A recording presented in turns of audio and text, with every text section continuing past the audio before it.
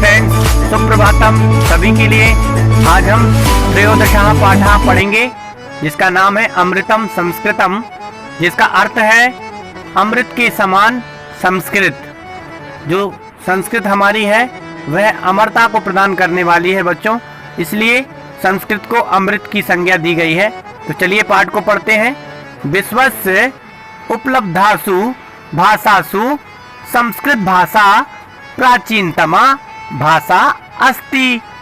अर्थात विश्व की जितनी भी उपलब्ध भाषाएं हैं उन भाषाओं में सबसे प्राचीन भाषा संस्कृत भाषा है। भाषे अयम अनेकेषां भाषाणां जननी माता। अर्थात यह जो भाषा है संस्कृत भाषा, यह भाषा अनेक भाषाओं की जननी है अर्थात माँ है। प्राचीनयोः ज्ञान विज्ञानयोः निधि अस्याम सुरक्षितः। अर्थात प्राचीन जो ज्ञान, पुराना जो ज्ञान और विज्ञान है वह भी, उसका जो खजाना है वह आज भी संस्कृत भाषा में सुरक्षित है। संस्कृतस्य महत्व विषये केनापि कथितम् भारतस्य प्रतिष्ठे द्वे संस्कृतम संस्कृतिस्तथा। अर्थात प्यारे बच्चों कि संस्कृतस्य अर्थात संस्कृत का महत्व विषय मतलब संस्कृत का या संस्कृत के महत्व के विषय में किसी ने कहा है। केनापि कथितम मतलब किसी ने कहा है।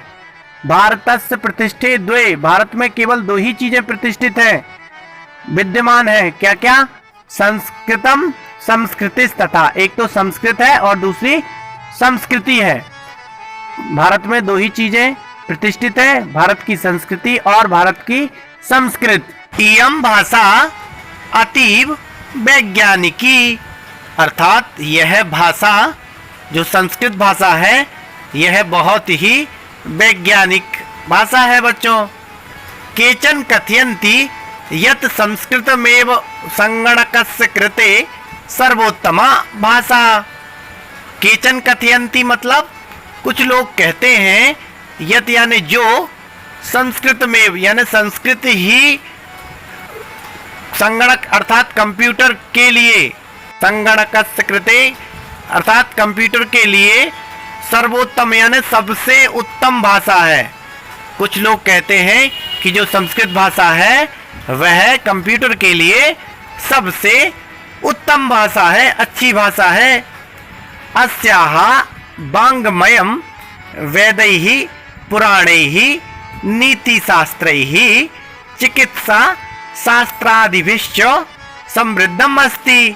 अर्थात इसका जो वाङ्मय है संस्कृत भाषा का या शब्दकोश है या डिक्शनरी है वह वेदों में, पुराणों में और नीति शास्त्रों में और जो चिकित्सा के जो शास्त्र आदि हैं, आप कहेंगे सर चिकित्सा अर्थात, तो इंग्लिश में कहो तो मेडिकल साइंस।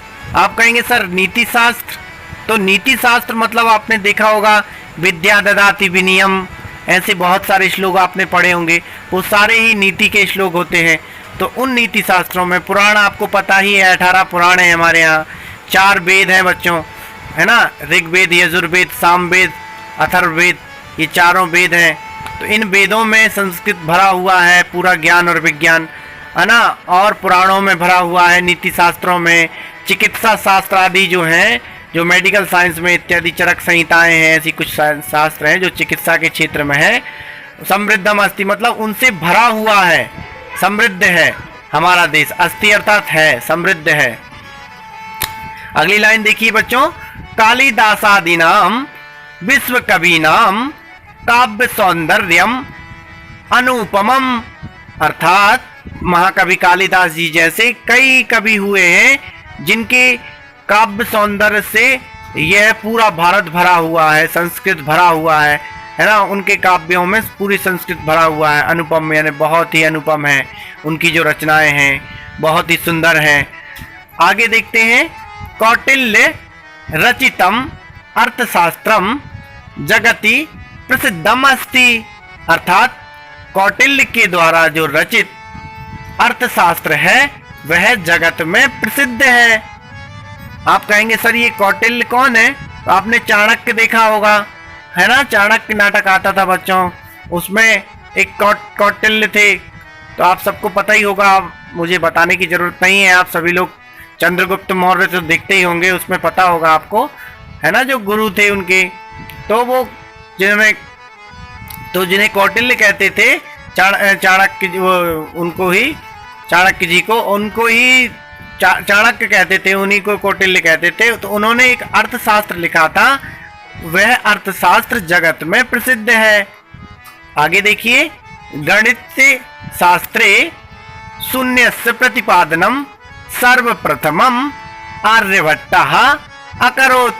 अर्थात गणित शास्त्र में, आप कहेंगे गणित अर्थात सभी लोग जानते हैं मैथ्स, तो मैथ्स में के क्षेत्र में या गणित के क्षेत्र में जो शून्य का आविष्कार हुआ था बच्चों, आप सभी को पता है, वह सबसे पहले आर्यभट्ट जी ने ही किया था। नेक्स्ट लाइन देखिए, चिकित्सा शास्त्रे चरक श्रुतयोः योगदानम विश्व प्रसिद्धम।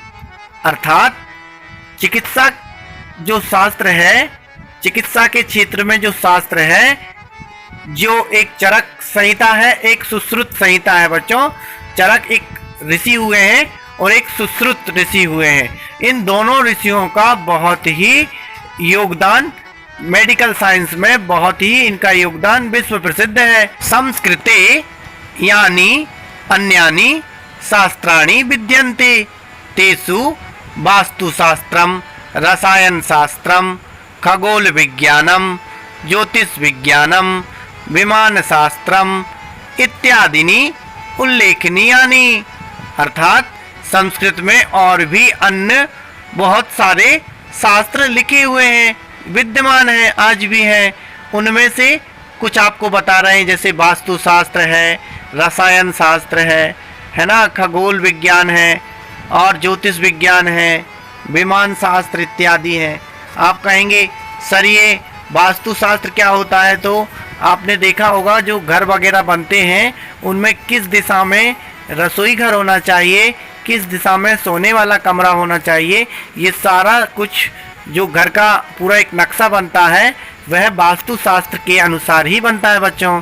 किस तरह का स्कूल का मॉडल होना चाहिए, ये सब वास्तु शास्त्र के हिसाब से निर्माण होते हैं। अस्पताल किस तरह का बनना चाहिए। और इसी प्रकार यदि रसायन शास्त्र की बात करें तो आप इंग्लिश में कहते हैं उसे केमिस्ट्री बोलते हैं, क्या बोलते हैं आप, है ना? और इसी तरह खगोल विज्ञान बच्चों, तो आपको पता ही है, खगोल अर्थात जो अंतरिक्ष विज्ञान है वह पूरा खगोल विज्ञान जिसे कहते हैं गैलेक्सी इंग्लिश में। और ज्योतिष शास्त्र आप लोग जानते ही हैं, एस्ट्रोलॉजी इसको बोलते हैं इंग्लिश में। और विमान शास्त्र अर्थात जो टेक्नोलॉजी जो आज यूज़ हो रही है बच्चों, ये टेक्नोलॉजी आज से कई साल पहले भी संस्कृत में थी। आपने देखा होगा, सुना होगा, रावण का जो विमान था या एरोप्लेन था उसका नाम था पुष्पक विमान। तो आपको पता था कि वह मन की गति से चलता था, उसमें कोई ड्राइवर नहीं होता था और वह मन से चलाया जाता था। तो ऐसे ऐसे विमान शास्त्र भी इत्यादि संस्कृत में लिखे गए थे, मिलते हैं और आज भी मिलते हैं। वो आगे पढ़ते हैं, संस्कृते विद्यमानाः सूक्तयः अभ्युदयादयाय पेशयन्ति, यथा सत्यमेव जयते वसुधैव कुटुम्बकम, विद्यायामृतामश्नुते, योगः कर्मसु कौशलम इत्यादयः। अर्थात संस्कृत में आज भी बहुत सारी सूक्तियाँ हमें प्रेरित करती हैं आगे बढ़ने के लिए। उनमें से जैसे सत्य की हमेशा जीत होती है, सत्यमेव जयते, वसुधैव कुटुम्बकम, जो पूरी दुनिया है वह हमारा परिवार है। इसी तरह विद्याया अमृतम अश्नुते का मतलब है कि विद्या से हम अमृत तत्व को प्राप्त कर सकते हैं, अमरता को प्राप्त कर सकते हैं। योगः कर्मसु कौशलम का अर्थ है बच्चों कि योग के द्वारा हम सभी कर्मों में कुशलता प्रदान कर सकते हैं इत्यादि। आगे देखिए, सर्वभूतेषु आत्मवत् व्यवहारं कर्तुं संस्कृत भाषा सम्यक शिक्षयति। अर्थात सभी लोगों के साथ अपनापन का व्यवहार जो करना सिखाती है, वह हमें संस्कृत भाषा बहुत अच्छी तरीके से सिखाती है।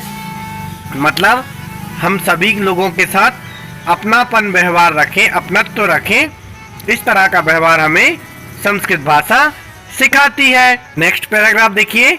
केचन कथयन्ति यत् संस्कृत भाषायां केवलम धार्मिकम साहित्यम वर्तते, ऐसा धारणा समीचीना न अस्ति। अर्थात कुछ लोग कहते हैं कि संस्कृत भाषा में केवल धार्मिक साहित्य ही है, यह धारणा अच्छी नहीं है। अर्थात बहुत सारे लोग कहते हैं ना कि संस्कृत में तो केवल धार्मिक ही पूजन पाठ की काम आती है संस्कृत, तो यह धारणा गलत है बच्चों। आगे देखते हैं। संस्कृत ग्रंथेषु मानव जीवनाय विविधाः विषयाः समाविष्टाः सन्ति। अर्थात संस्कृत ग्रंथों में मानव जीवन के लिए, मनुष्यों के जीवन जीने के लिए बहुत प्रकार से बहुत सारे विषयों का समाविष्ट है या समावेशन है, बहुत सारे विषय हैं। आगे पढ़ते हैं।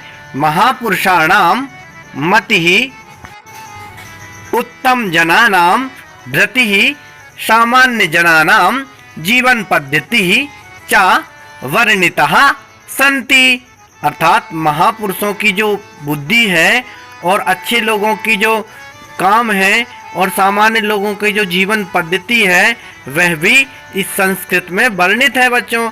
कि यदि महापुरुष बनना है तो महापुरुष कैसे सोचते हैं, किस तरह का उनका व्यवहार होता है, कैसे अच्छे लोग व्यवहार करते हैं, कैसे उत्तम लोग व्यवहार करते हैं, सामान्य लोग कैसे अपना जीवन यापन करते हैं, वह भी संस्कृत में वर्णित है।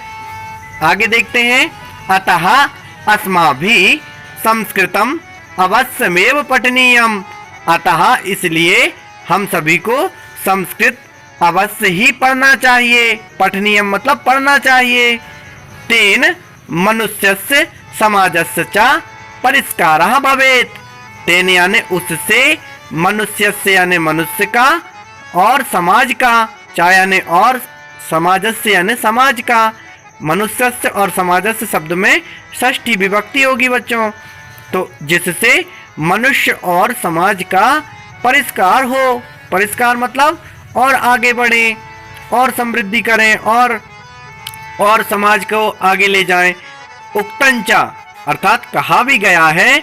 अमृतम संस्कृतम मित्र सरसम सरलम वचः भाषासु महनीयम यद ज्ञान विज्ञान पोषकम। अर्थात संस्कृत भाषा हम सभी की मित्र है और इसे सरलता से और रस के साथ बोलना चाहिए। और भाषाओं में यह भाषा सबसे महान भाषा है और ज्ञान विज्ञान की पोषण देने वाली, ज्ञान विज्ञान को बताने वाली यह संस्कृत भाषा है बच्चों। इसलिए हम सबको संस्कृत जरूर पढ़ना चाहिए और इस पाठ के शब्दार्थ भी आप सभी बच्चे याद कर लेंगे और देख लेंगे। जैसे भाषेयम अर्थात यह भाषा, मता यानी मानी गई है, निधि अर्थात खजाना, विचार्य अर्थात विचार करके, वाङ्मयम अर्थात साहित्य, अनुपमम अर्थात अतुलनीय, और जगति अर्थात संसार में, रसायन शास्त्रम इत्युक्ते रसायन शास्त्र और केमिस्ट्री उसके इंग्लिश में कहेंगे, और खगोल विज्ञानम अर्थात अंतरिक्ष विज्ञान, एस्ट्रोलॉजी है ना, तो आप पढ़ सकते हैं। और आगे देख सकते हैं धृति अर्थात धैर्य, पोषकम अर्थात समर्थक है। आशा करता हूं बच्चों आप सभी को समझ में आया होगा, और जो नए बच्चे हैं वो सब्सक्राइब कर लें, क्योंकि इसके क्वेश्चन आंसर भी मैं आपको नेक्स्ट वीडियो में भेज रहा हूं बच्चों। जब तक सुरक्षित रहिए, अपने हाथ धुलते रहिए, अपने माता पिता का ध्यान रखिए, अपने भारत का ध्यान रखिए और संस्कृत भारत पर पढ़ते रहिए। जय हिंद, जय भारत। मिलते हैं नेक्स्ट वीडियो में, तब तक के लिए सुरक्षित रहिए। जय हिंद।